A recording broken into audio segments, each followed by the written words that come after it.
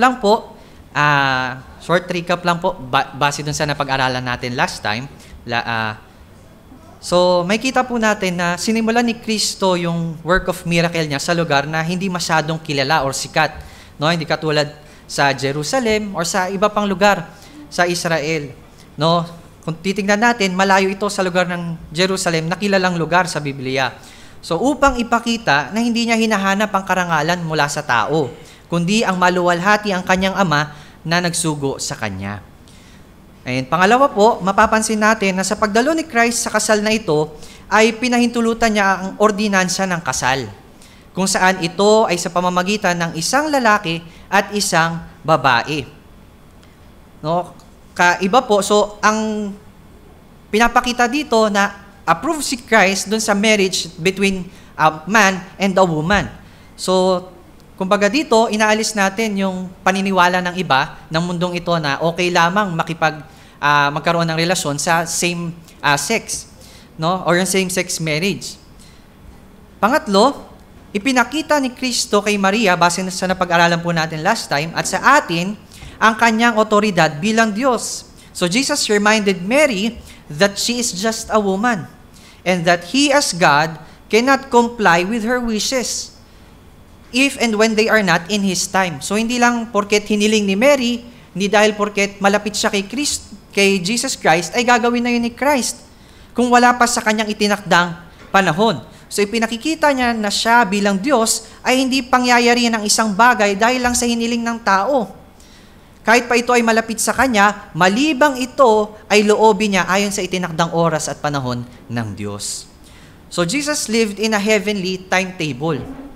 So, marked out for Him by the Father. So, makikita po natin yan sa John, sa buong book ng John, sa John chapter 7 verse 30, kung saan maraming pagkakataon na gusto na nilang dakpin or patayin si Jesus Christ, ngunit sinasabi doon, but no man laid hands on Him because His hour was not yet come. So, everything is according sa timetable ng Diyos. Sa chapter 8 verse 20, sabi pa doon, these words speak, sinabi ni Jesus sa in the treasury, kung saan nagtuturo siya sa temple, sabi niya doon, no man laid hands on Him, for His hour was not yet come. Ganon din po sa chapter 12 verse 23, sa chapter 13 verse 1 ng John, sa 17 verse 1. Sabi doon, this word spake, sinabi ni Jesus, and lifted up His eyes to heaven and said, Father, the hour is come. Glory Thy Son, that Thy Son also may glorify Thee. So, God the Father and God the Son do things in a heavenly timetable. And panglima po na makikita natin, recap lang po, na ang anak ng Diyos ang itinakdang tagapagtaguyod natin o advocate natin sa Diyos Ama. Ngunit si Maria ay kailanman hindi natin naging tagapamagitan kay Kristo. So in 1 Timothy chapter 2 verses 5 to 6, sinabi doon, for there is one God and one mediator between God and men, the man Christ Jesus, who gave Himself a ransom for all, to be testified in due time. And in John chapter 14 verse 6, sabi ni Jesus Christ doon, I am the way, the truth, and the life. No one can come to the Father except through me. So dito pinakikita ni Kristo na ako lamang. Ako bilang Diyos, bilang isinugo ng Ama, ako lamang yung tagapamagitan, yung advocate nyo sa Ama. Walang ibang makakarating sa Ama maliban sa pamamagitan ko, sabi ni Christ. Pero tignan po natin, hindi naman po ito kasalanan ni Maria kung bakit ganito, no? Kundi yung mga taong pilit binabaluktot yung katotohanan ng salita ng Diyos. So, in verse 3, makikita pa po natin, inilapit ni Maria yung problema kay Jesus that time. So, according to some resources, marahil nung time na yon, aware na yung ikinasal, yung groom and the bride, at nagpaasikaso na rin sila, humingi na rin sila ng tulong sa maraming tao. Pero dito, may kita natin na si Mary, lumapit siya agad kay Kristo. She came straight to the fountainhead.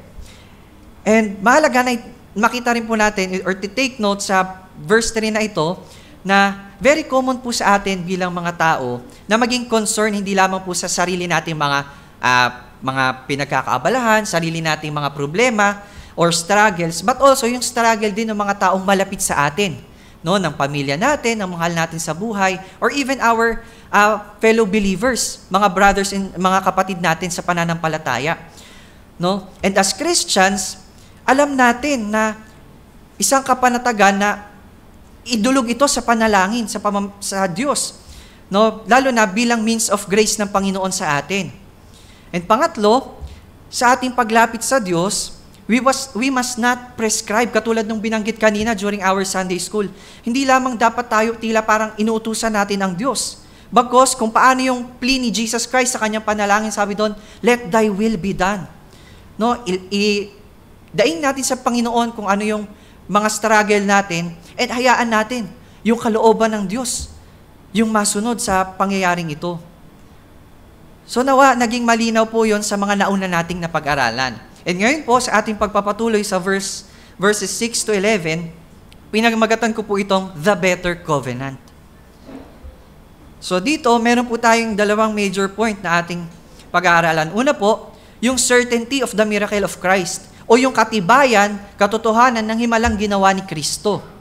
Makikita po natin yan sa verses 6 hanggang 9. And sa verse 10 to 11, dito tatalakayan natin yung the better wine. So, ang title po, again, ng ating pag-aaral sa hapong ito is the better covenant. So, sa first point natin, the certainty of the miracle of Christ, in verses 6 to 9, pinagtibay ni Juan ang katotohanan ng himalang ginawa ni Kristo. No, basahin po muna natin again, verses 6 hanggang 9, sabi doon, may 6 na banga doon, ang bawat isa ay naglalaman ng 20 hanggang 30 galon. Ang mga ito ay nakalaan para sa paghuhugas ayon sa ritual ng mga Hudyo. Sinabi ni Jesus sa mga tumutulong doon, punuin ninyo ng tubig ang mga banga, at pinunungan nila ang mga banga na halos mag-umapaw. In verse 8 po, pagkatapos sinabi niya, kumuha kayo ng kaunti at dalhin ninyo sa namamahala ng handaan. Dinalhan nga nila ang namamahala at verse 9, tinikman nito ang tubig na naging alak. Hindi niya alam kung saan nanggaling iyon, subalit alam ng mga sumalok ng tubig. Kaya't tinawag niya ang lalaking ikinasal. So sa verses 6 to 9, pinagtibay ni Juan yung katotohanan na nangyari yung himalang ito. Ginawa ito ni Kristo. Nais niyang alisin sa atin ang pagdududa sa kakayanan ni Jesus Christ. Nagawin ito upang lalo tayong mamangha sa kaluwalhatian ng Diyos sa pamamagitan ni Kristo. So, inalis yung mga pagdududa sa tao na baka may hinalo lang sila na doon sa tubig, na baka sinasabi ng iba na yung banga na ginamit ay baka merong lamang alak, no? Tapos bago nilagyan ng tubig, kaya kumbaga naglasa itong alak at that time. So, dito, punta po muna tayo sa verse 6. So dito, ginawa ito, yung miracle na ito, sa banga na ginamit sa paghuhugas. So, ibig sabihin, hindi ito lalagyanan ng alak, kundi ginagamit sa paghuhugas. So, aalisin agad natin yung idea na marahil merong alak doon na nakalagay. So, in in verse 6, may 6 na banga doon, ang bawat isa ay naglalaman ng 20 hanggang 30 galon. So, ang mga ito ay nakalaan para sa paghuhugas ayon sa ritual ng mga Hudyo. So, para sa paghuhugas. So, very specific si John sa 6 na bangang naroroon. Kung saan, ang mga ito ay mayroong 20 to 30 gallons daw po. Pag sinabi natin 20 to 30 gallons, it means nasa 75 to 100 liters yung isang banga. So, na ginagamit sa ritual ng paghuhugas ng mga Hudyo. So, additional background lang din po no, sa tradisyon ng paghuhugas. Noon, ng tradisyon nila, kagaya ng binasa po natin, no, ginagamit din yung mga banga na yon kanina na para sa paghuhugas, no, na bago sila mag-alay noon in Old Testament. And also, in New Testament, ginagamit iyon sa paghuhugas. Meron silang tradisyon ng paghuhugas, no, kung saan sinabi pa nga doon sa Matthew chapter 15 verses 1 to 2, pagkatapos noon lumapit kay Jesus ang ilang mga Pariseo. Tingnan po natin. At ang mga tagapagturo ng kautusan galing sa Jerusalem. Tinanong nila si Jesus, sabi doon, bakit nilalabag ng mga tagasunod mo ang tradisyon ng ating mga ninuno? So ano itong tradisyon nila? Hindi sila naguhugas ng kamay bago kumain. So yun yung tradisyon nila na bago kumain, dapat maghugas sila. Ano man yung ginawa nila. No? So in verses 10 to 11, ganito naman yung naging tugon ni Kristo. tinawag ni Jesus ang mga tao at sinabi sa kanila, makinig kayo at unawain ang sasabihin ko. Hindi ang pumapasok sa bibig ng tao ang nagpaparumi sa kanya, kundi ang mga lumalabas dito. So gustong ipakita ni Kristo na hindi mahalaga yung mga tradisyon na kinalakihan ninyo, na pinaniniwalaan ninyo. So, ito po yung tradisyon nila ng paghuhugas na akala nila napapanatili nilang malinis ang kanilang sarili sa pamamagitan lamang ng paghuhugas ng kamay o paglilinis ng panlabas na katawan nila. Ngunit, kinakaligtaan nila ang alituntunin mismo ng Diyos.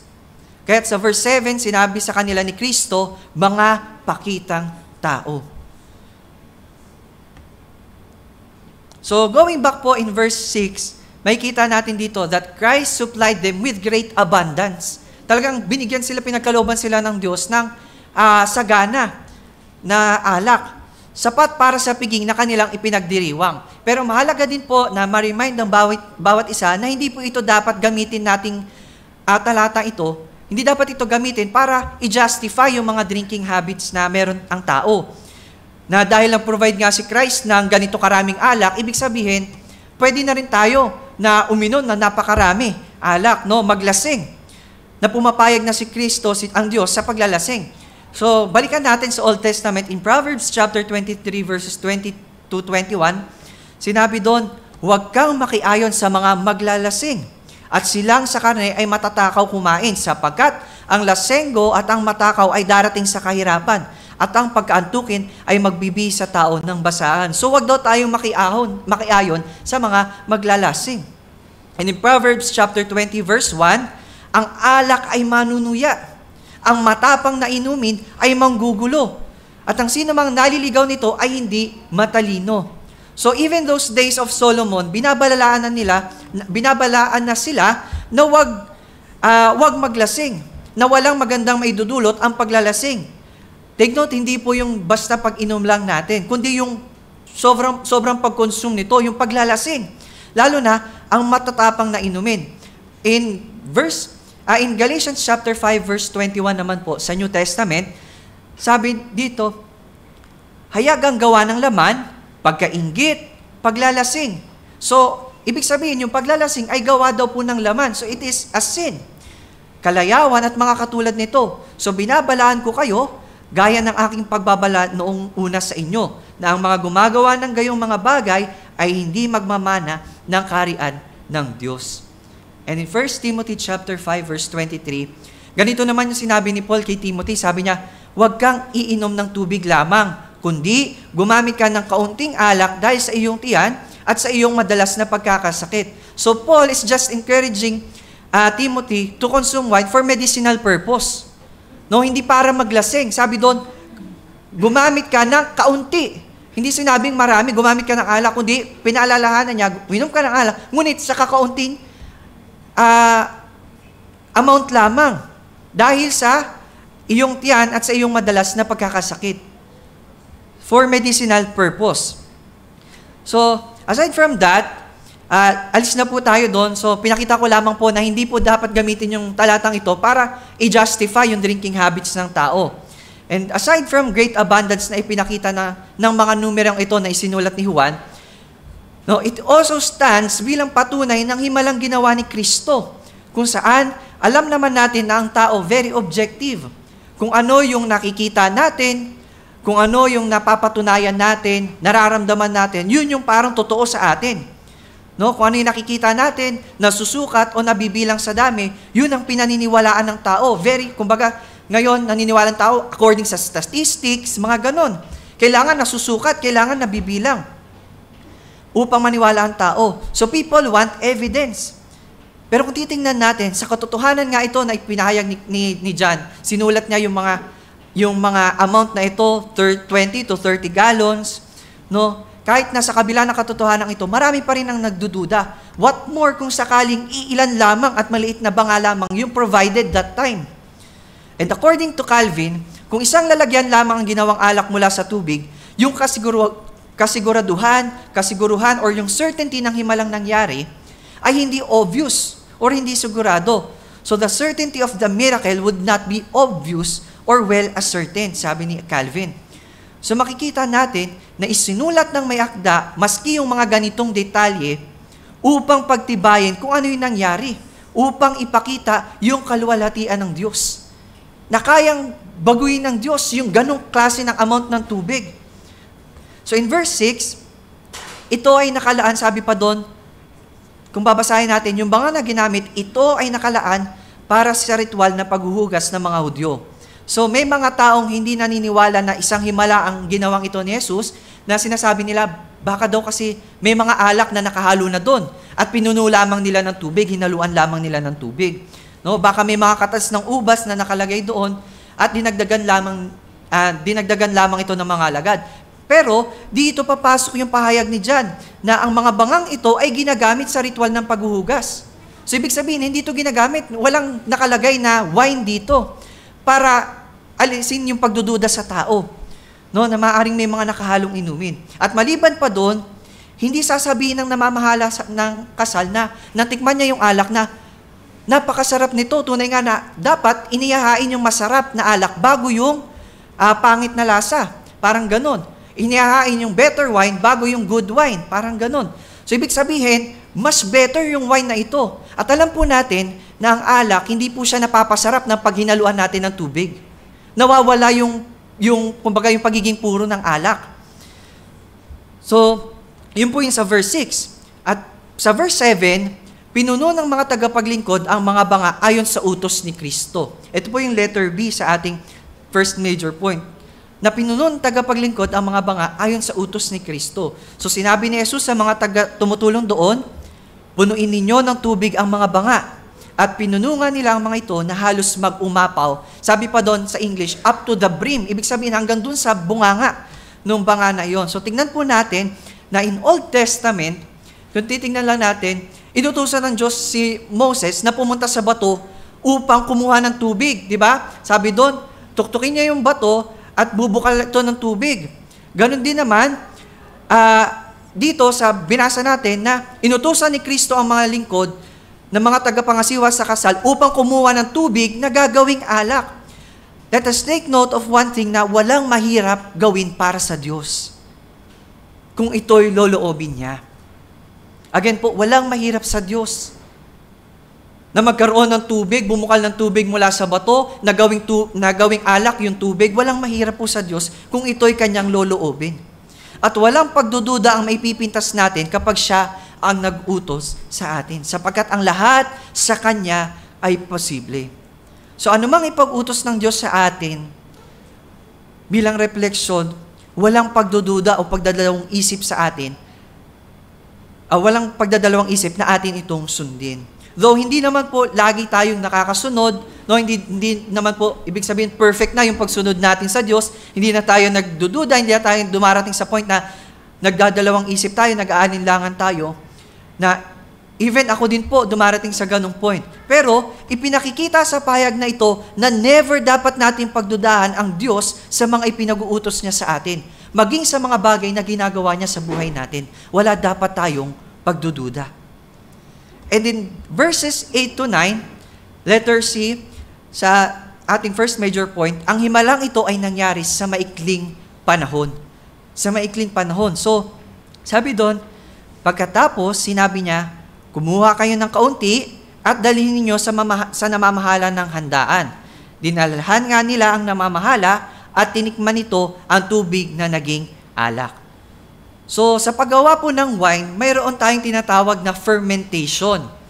Kung saan, kumbaga, may mga hinahalo doon sa alak, nilalagyan nila ng yeast or yung pampaalsa para ma-convert yung prutas into wine.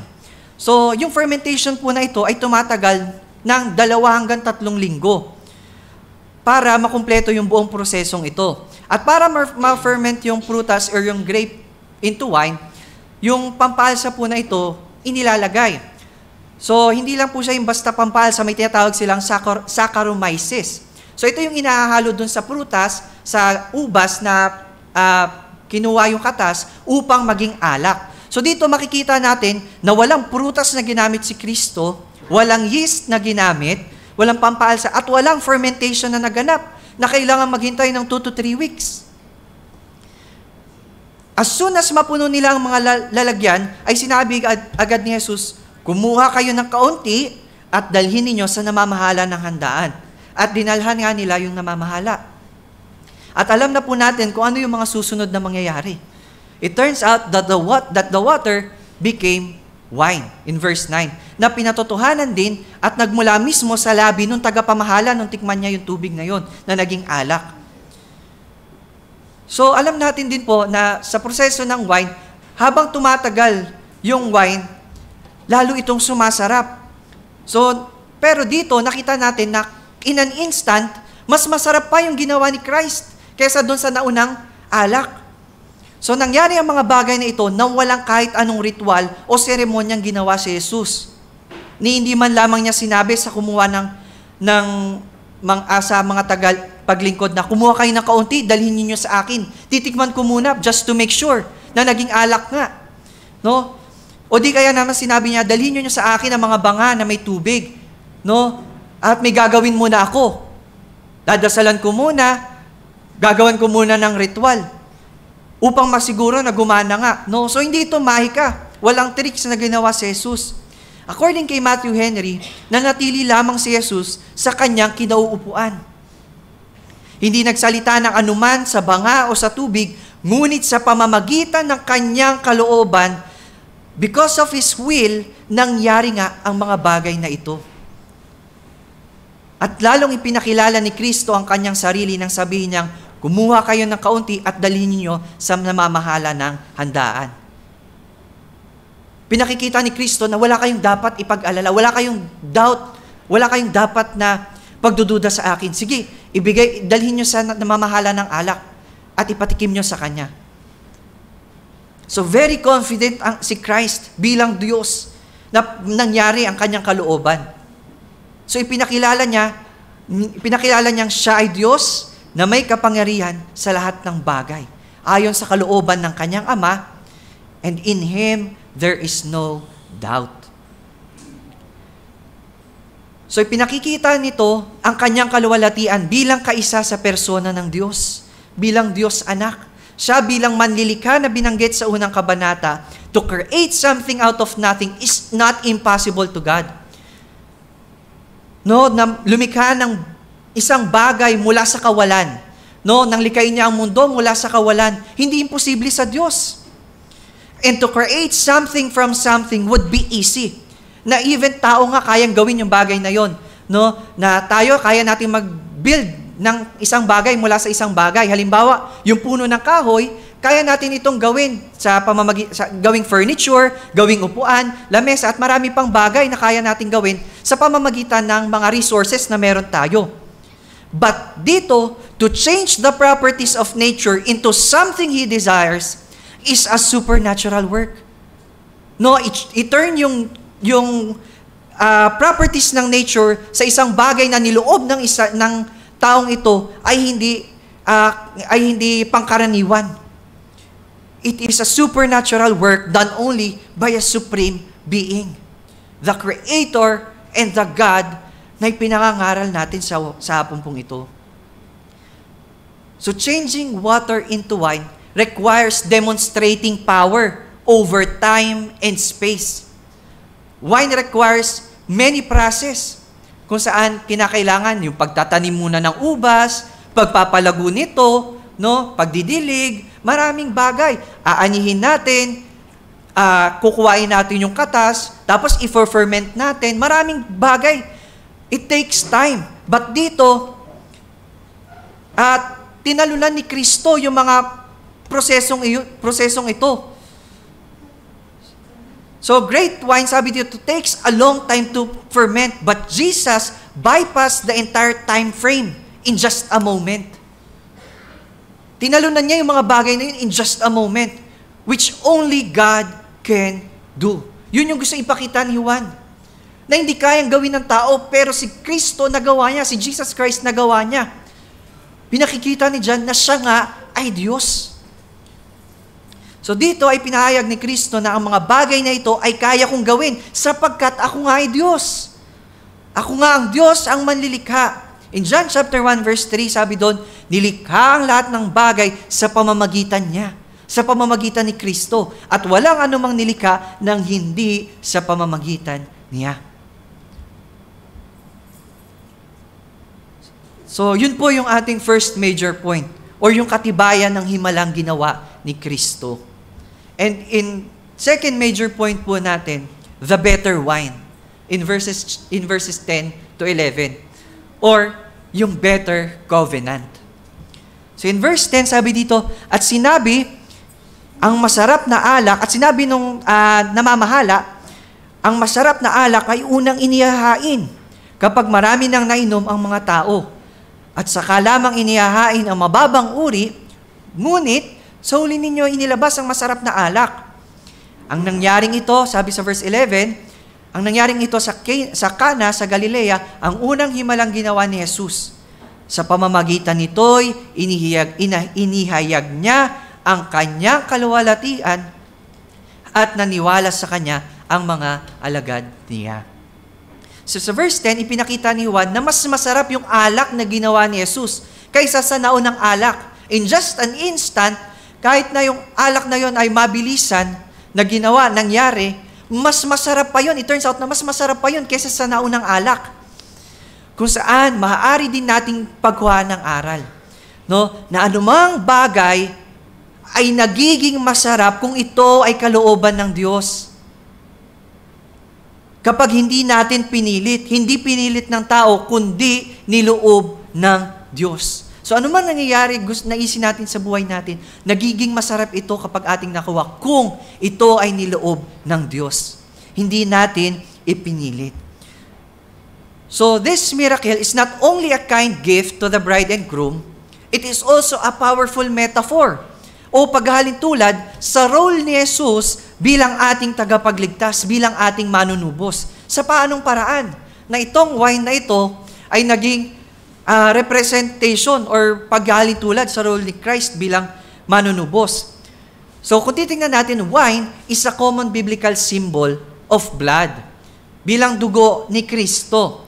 And this blood ay siyang dugo na sa atin ay nagbigay buhay. In John chapter 6, sa John chapter 6 verses 53 to 56 po, kung ating babasahin, sinabi ni Jesus na, malibang kainin ninyo ang laman ng anak ng tao at inumin ang kanyang dugo, hindi kayo magkakaroon ng buhay.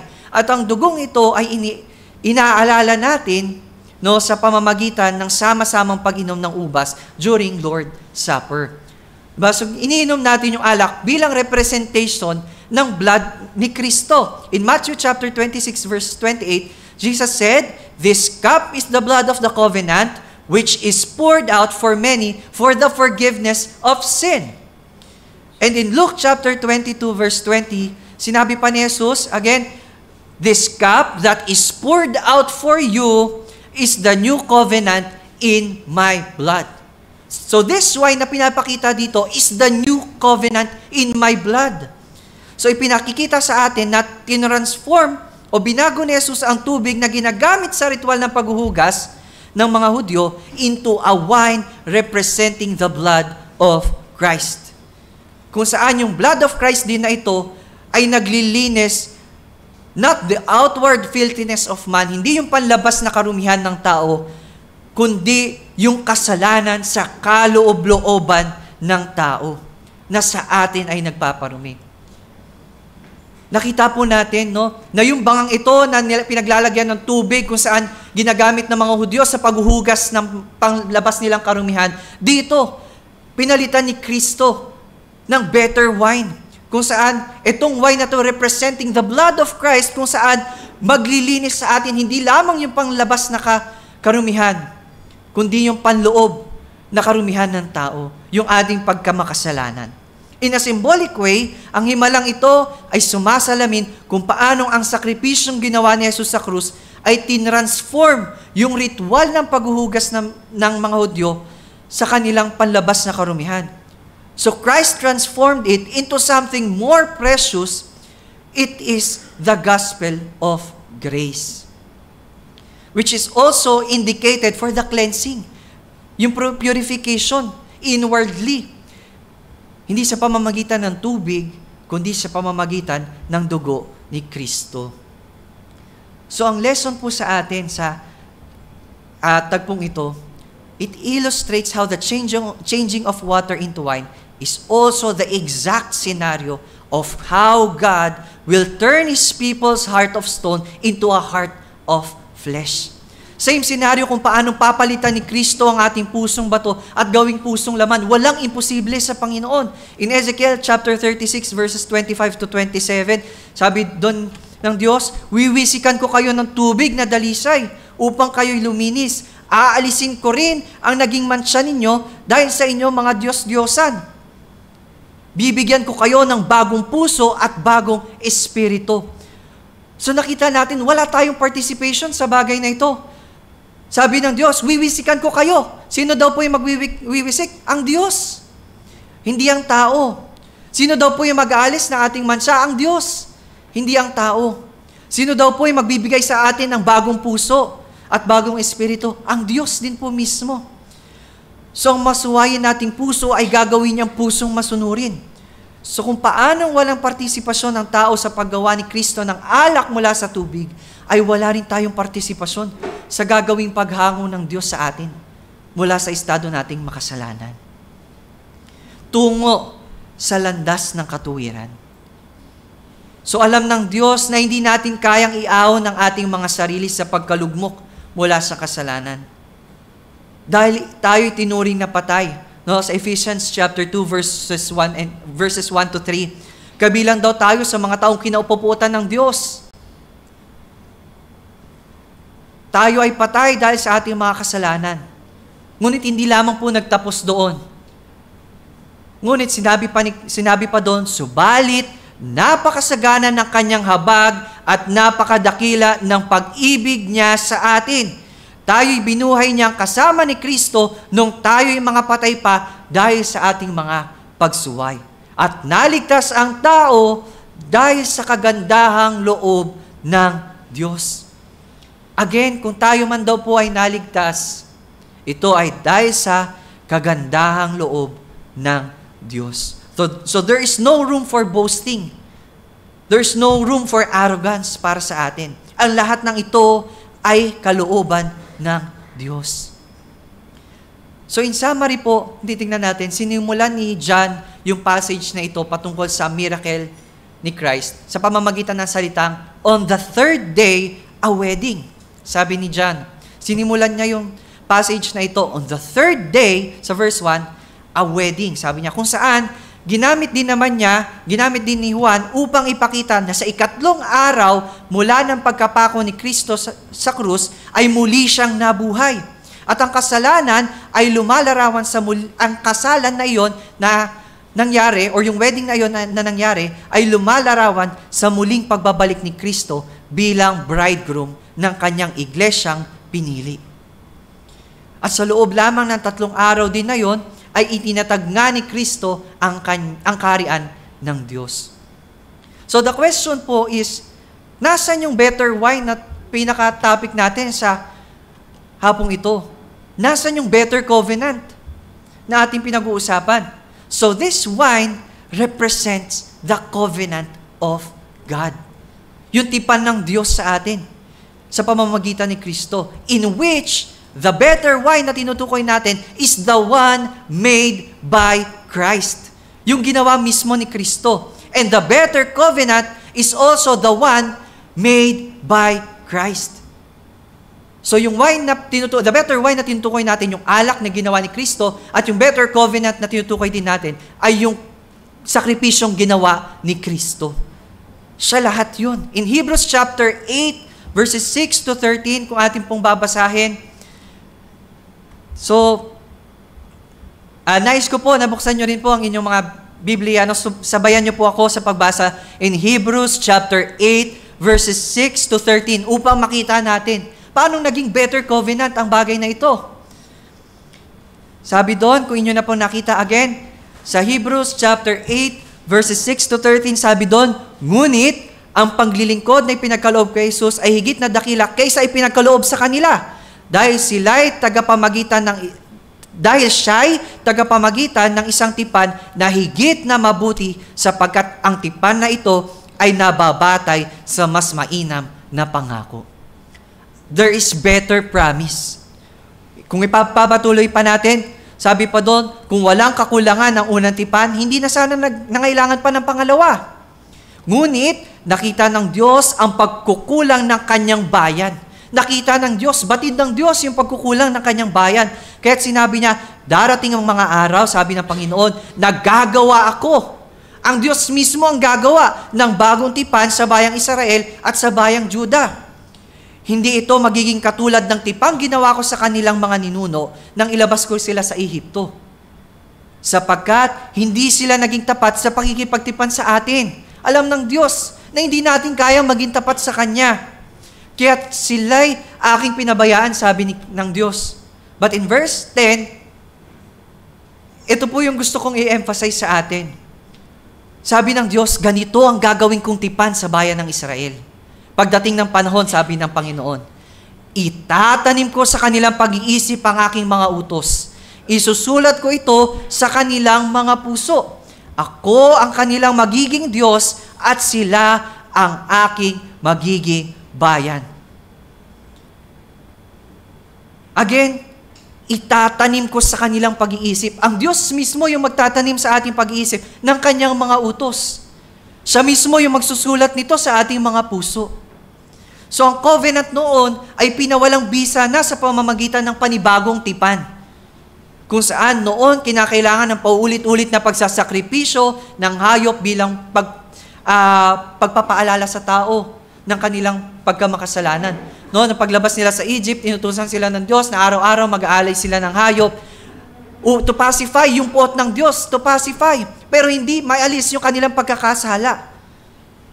Sabi dito sa Hebrews chapter 10 verse 4, ngunit ang dugo ng mga toro at mga kambing ay hindi makakapawi ng mga kasalanan. So hindi sapat yung old covenant. Kaya nagkaroon ng bagong tipan ang Diyos sa tao. Sa ilalim ng bagong tipan, tayo ay ginawang banal sa pamamagitan ng sakripisyong ginawa, hindi ng tao, kundi ni Kristo. And that is once and for all. Hebrews chapter 10, verse 10. Again, ito ay sa pamamagitan ni Kristo, wala tayong ginawa, kundi kilos mismo ito ng Diyos kung saan tinapos na ang pangangailangan ng animal sacrifices. So this covenant of God made through Christ is far more greater, far more sweeter and richer in taste. Kumbaga sa alak, a better taste, pinakamatamis na alak than of the previous covenant. For this covenant is the sweet covenant of grace. So the comparison of wine here, yung comparison ng naunang alak at yung alak na ginawa ni Kristo, ay comparison between Jesus and the law. Comparison ni Kristo at ng kautusan. Jesus being the best wine, following the good wine. Si Jesus bilang mas mainam kaysa sa kautusan. So nawa sa passage na ito, nakita natin ang kaluwalhatian ni Kristo na ipinagkaloob sa Kanya ng Ama bilang Diyos at ating manunubos. At nakita natin na si Kristo nga ang Diyos at dapat nating sampalatayanan.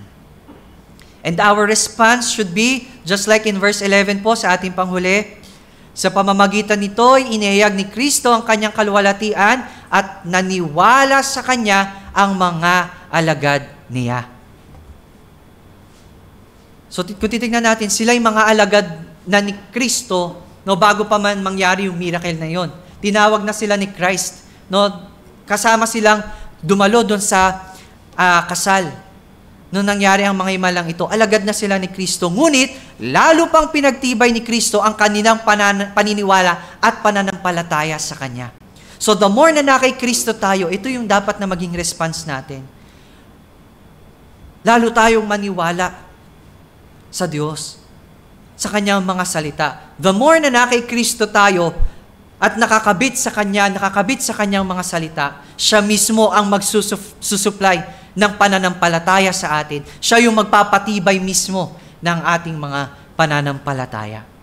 So hindi na natin kailangan pa ng mga panibagong himala, sapagkat sapat na yung himalang ginawa ni Kristo upang tayo ay sumampalataya sa Kanya.